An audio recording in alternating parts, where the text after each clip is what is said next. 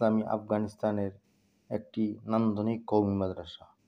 চোখ জুড়ানো দৃশ্য, পরিষ্কার পরিচ্ছন্নতা ও আধুনিকতার ছোঁয়ায় মোড়ানো নিরাপত্তা করা এই প্রতিষ্ঠানটির নাম হচ্ছে দারুল উলুম কান্দাহার।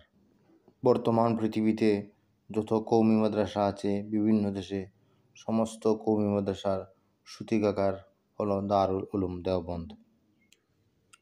1857 সালের সিপাহী বিদ্রোহের পর ভারতের মুসলমানরা যখন খুব অসহায় ও দিশেহারা অবস্থার মধ্যে পড়ে, তখন তাদের মধ্যে সাম্রাজ্য বিরোধী ও ইসলাম পুনরুজ্জীবনবাদী চেতনা বিস্তারের লক্ষ্যে মাওলানা কাসেম নানতুভির নেতৃত্বে দারুল উলুম দেওবন্দের কার্যক্রম শুরু হয়।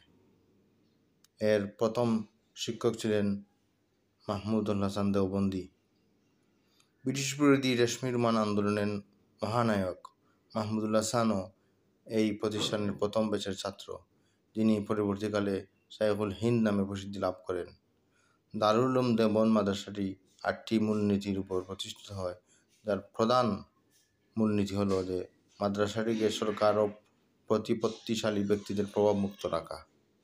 দেওবন্দের শিক্ষা কারিকুলাম, আদর্শ ও মানসিকতার অনুকরণে পৃথিবীর বহু দেশে অসংখ্য কওমি মাদ্রাসা রয়েছে। শুধু আমাদের দেশেই 15,000-এর উপরে কওমি মাদ্রাসা আছে।